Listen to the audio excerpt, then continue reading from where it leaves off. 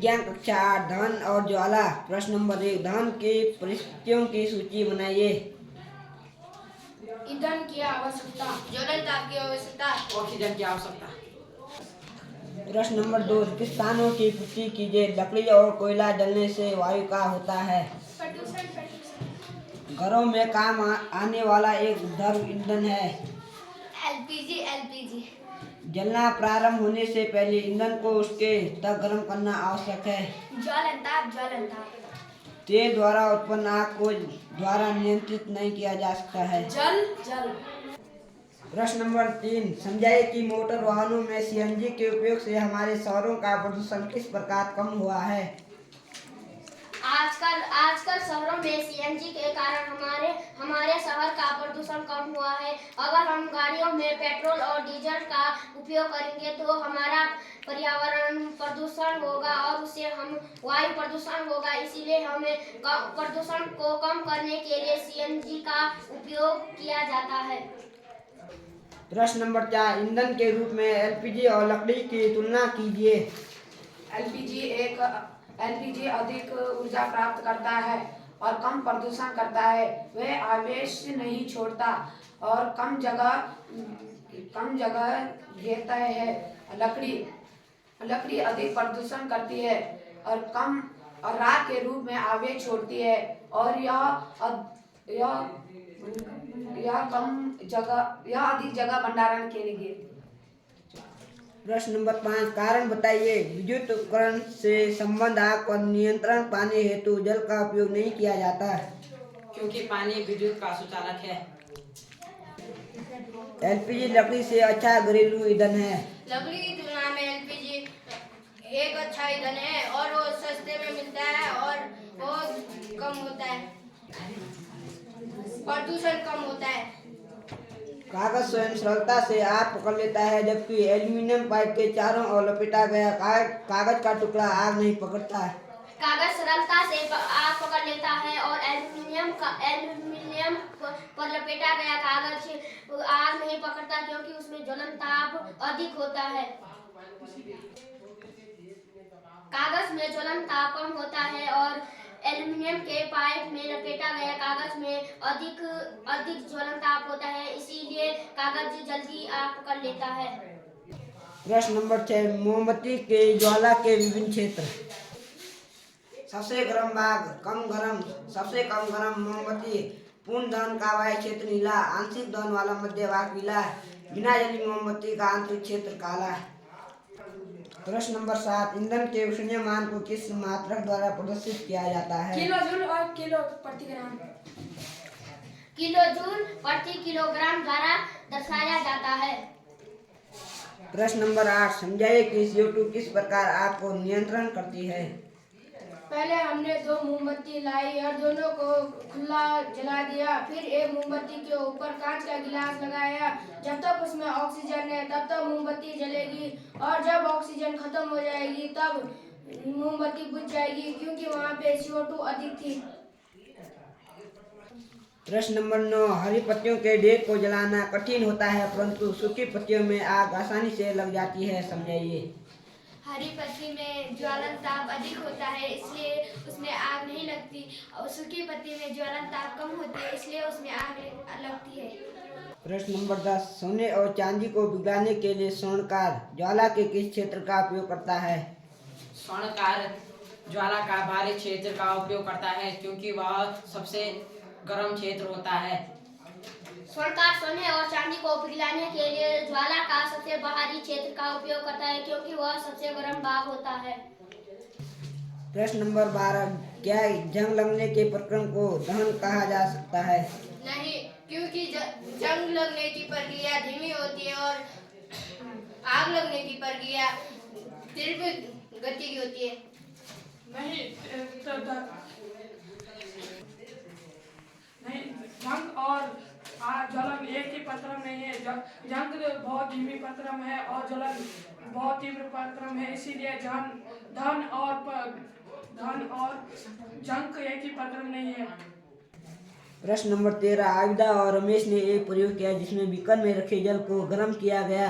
आविदा ने बीकर को मोमबत्ती ज्वाला के पीले भाग के पास रखा रमेश ने बीकर को ज्वाला के बारी बाग के पास रखा। किसका पानी कम समय में गर्म हो जाएगा? रमेश का पानी कम समय में गर्म होगा क्योंकि उसने भारी क्षेत्र में अपना पानी गर्म करने को लगाया था।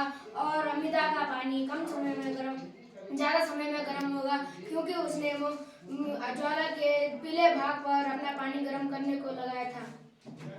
क्योंकि ज्वाला का सबसे भारी हिस्सा सबसे गर्म होता है, इसलिए रमेश का जल कम समय में गर्म हो जाएगा और आबिदा का जल ज़्यादा समय में गर्म होगा क्योंकि उसका आंतरिक क्षेत्र में अपना पानी लगाया हुआ था। विज्ञान कक्षा 7 अम्ल क्षार लवण। प्रश्न 1, अम्लों और क्षारकों के बीच अंतर बताइए। मैं अम्ल हूँ, इसका स्वाद खट्टा होता है। जब यह लिटमस विलयन में डाला जाता है तो यह लाल हो जाता है। उदाहरण दही, नींबू का रस। मैं क्षार हूँ, मेरा रस कड़वा होता है। मैं क्षार हूँ, जब लिटमस विलयन में डाला जाता है तो यह नीले रंग का हो जाता है। मैं क्षार हूँ, खाने वाला सोडा और साबुन का पानी। प्रश्न नंबर 2, अनेक घरेलू उत्पाद जैसे खिड़की साफ करने के मार्जकों आदि में एमोनिया पाया जाता है। ये लाल लिटमस को नीला कर देती है। इनकी प्रकृति क्या है? अमोनिया लाल लिटमस को नीला कर देता है, इसीलिए प्राकृतिक क्षार्य है। प्रश्न 3, क्या आंसू जल अम्लीय? उस स्रोत का नाम बताइए जिससे लिटमस विलयन को प्राप्त किया जाता है। इस विलयन का क्या उपयोग है? लिटमस विलयन को लाइकेन से निकाला जाता है। अगर इसे अम्लीय में मिलाएं तो इसका रंग लाल हो जाता है। अगर क्षारीय में मिलाएं तो इसका रंग नीला हो जाता है। इसका उपयोग विलयनों के अम्लीय और क्षारीय के प्राकृतिक के परीक्षण करने के लिए किया जाता है। प्रश्न नंबर 4, क्या आंसू जल अम्लीय, क्षारीय, उदासीन होता है? आप उसकी पुष्टि कैसे करेंगे? आंसू जल प्रकृति से उदासीन होता है। हम लिटमस परीक्षण से इससे सत्यापित हैं। आंसू जल नीले या लाल लिटमस पेपर को नहीं बदलता है। प्रश्न नंबर 5, उदासीनीकरण के प्रक्रम को एक उदाहरण देते हुए समझाइए। अगर अम्ल और क्षार को इकट्ठा कर दिया जाता है तो वह ना ही अम्लीय होता है ना ही क्षारीय, उसका रंग हरा हो जाता है और यह उदासीनीकरण कहलाता है। प्रश्न नंबर 6, निम्नलिखित कथन यदि सही है तो असत्य अथवा गलत है तो असत्य बताइए। क, नाइट्रिक अम्ल लाल लिटमस को नीला कर देता है। असत्य। ख, सोडियम डाइक्रासाइड नीले लिटमस को लाल कर देता है। असत्य। ग, सोडियम हाइड्रोक्साइड को हाइड्रोक्लोरिक अम्ल एक दूसरे को उदासीन करके लवण और जल बनाते हैं। सत्य। ग, सूचक वह पदार्थ है जो अम्लीय और क्षारीय विलयनों में भिन्न रंग दिखाता है। सत्य। ड़, दंत क्षयसार की उपस्थिति के कारण होता है। असत्य। दोरजी के रेस्टोरेंट में शीतल पेय के कुछ बोतलें हैं, लेकिन दुर्भाग्य से वे चिन्हित नहीं हैं। उस ग्राहकों की मांग के अनुसार पेय परोसने हैं। एक ग्राहक अम्लीय पेय चाहता है, दूसरा क्षारीय और तीसरा उदासीन पेय चाहता है। दरोज यह कैसे तय करेगा कि कौन सी बोतल कैसे ग्राहक को देनी है? दरोज इन पेय पर लिटमस परीक्षण का उपयोग कर सकते हैं। बस लिटमस पत्र पर पेय की कुछ बूंदें डालें और निम्नलिखित के अनुसार नियम लें। यदि यह नीला हो जाता है तो यह पेय क्षारीय है, यदि यह लाल हो जाता है तो यह पेय अम्लीय है और यदि यह हरा हो जाता है तो यह उदासीनीकरण है। समझाइए ऐसा क्यों होता है? जब आप अति अम्लता से पीड़ित होते हैं तो अति अम्ल की गोली लेते हैं, ऐसा क्यों? हाइड्रोक्लोरिक अम्ल के अधिकता के कारण ऐसा होता है। ख, जब चींटी काटती है तो त्वचा पर कैलोमाइन का विलयन लगाया जाता है, ऐसा क्यों होता है? अम्ल फार्मिक होता है जो हमारे त्वचा में जलन करता है। ग, कारखाने में अपशिष्ट को जलाशयों में बहाने से पहले उस उदासीन किया जाता है। क्योंकि अम्ल को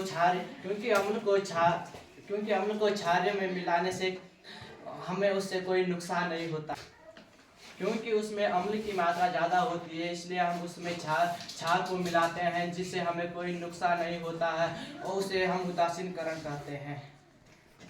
प्रश्न नंबर 9, आपको 3 तीव्र दिए गए हैं, जिनमें से एक हाइड्रोक्लोराइक अम्ल है, दूसरा सोडियम हाइड्रोक्साइड और तीसरा शक्कर का विलयन है। आप हल्दी को सूचक के रूप में उपयोग करके उनकी पहचान कैसे करेंगे? हल्दी का रंग पीला होता है। अगर इसमें क्षारक को मिलाया जाता है तो वह गुलाबी रंग में बदल जाता है। प्रश्न नंबर 10, नीले लिटमस पत्र का एक विलयन में डुबोया गया, यह नीला ही रहता है, विलयन की प्रकृति क्या है, समझाइए। यदि किसी विलयन में नीले लिटमस को डुबाया जाता है तो अगर इसका रंग नीला ही होता है तो इसका मतलब है कि यह क्षारीय या उदासीन है। विज्ञान कक्षा 6, पदार्थों का पृथक्करण। प्रश्न 1, हमें किसी मिश्रण के विभिन्न अवयवों को पृथक करने की आवश्यकता क्यों होती है? अगर हम पृथक नहीं करेंगे तो यह हमारे शरीर को हानिकारक होता है। इसे हम हस्तचयन विधि के द्वारा अलग करेंगे, और अगर हम इसे साफ नहीं करेंगे तो हमारे शरीर को स्वास्थ्य एवं सही नहीं रखेगा, और अगर हम इसे सही करेंगे तो यह हमारे शरीर के लिए अच्छा होगा। प्रश्न नंबर 2, निष्पादन से क्या अभिप्राय है, यहाँ कहाँ उपयोग किए जाते हैं? हल्के एवं बारीक को हम हवा के झोंके से हम उसको छांटेंगे। प्रश्न नंबर 3, पकाने से पहले दालों के किसी नमूने से आप भूसे एवं धूल के कण कैसे पृथक करेंगे? हस्तचयन विधि द्वारा। प्रश्न नंबर 4, छालन से क्या अभिप्राय है, यह कहाँ उपयोग होते हैं? जैसे कि हमारे पास कई सारी दालें हैं और उसमें पत्थर, कंकड़ तथा लकड़ी के कुछ टुकड़े भी हैं, उसे हम छाननी के द्वारा से अलग कर देंगे। जो दालें होंगी वो नीचे आ जाएंगी, जो लकड़ी, पत्थर तथा कुछ कंकड़ होंगे वो ऊपर रह जाएंगे। प्रश्न नंबर 5, रेत और जल के मिश्रण से आप रेत तथा जल को कैसे पृथक करेंगे? रेत और जल को हम एक बाल्टी लेंगे, तो बाल्टी में थोड़ी देर तक जल और रेत को रहने देंगे, तब थोड़ी देर बाद हम रेत नीचे बैठ जाएगा और जल ऊपर आ जाएगा। प्रश्न नंबर 6, आटे और चीनी के मिश्रण से क्या चीनी को पृथक करना संभव है, अगर हाँ तो आप इसे कैसे करेंगे? आटे और चीनी को अलग करना संभव है, हम इसे चालन विधि के द्वारा निकाल सकते हैं। जो आटा होगा वो चालन विधि के द्वारा नीचे चले जाएगा और जो चीनी के टुकड़े होंगे वो ऊपर रह जाएंगे। प्रश्न नंबर 7, अवसादन और निस्तारण किसे कहते हैं? अवसारण हम उसे कहते हैं, जैसे कि आप सभी को पता ही होगा, हमारे पास एक कंटेनर में हमें जल भर लेना है और थोड़ी सी मिट्टी डाल लेनी है। जो मिट्टी है कुछ समय बाद वो नीचे बैठ जाएगी। और निस्तारण हम उसे कहते हैं, जैसे कि एक कंटेनर से दूसरे कंटेनर में उस जल को डाल लेना है, जिससे वो मिट्टी ऊपर आ जाती है, उसे निस्तारण कहते हैं। प्रश्न नंबर 9, दूध और जल के मिश्रण को निस्यंदन द्वारा पृथक किया जा सकता है। असत्य। नमक तथा चीनी के मिश्रण को निष्पादन द्वारा पृथक कर सकते हैं। असत्य। चाय की पत्तियों का चाय से पृथक्करण निस्यंदन द्वारा किया जा सकता है। असत्य। अनाज और भूसे का पृथक्करण निस्तारण प्रक्रम द्वारा किया जा सकता है। असत्य। प्रश्न नंबर 10, जल में चीनी तथा नींबू का रस मिलाकर शिकंजी बनाई जाती है।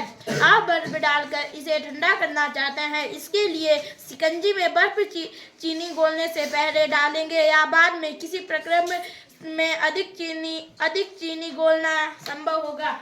पहले हमने पानी में चीनी को डाल लेना है, उतने के बाद बर्फ को डाल लेना है और नींबू का रस डाल लेना है।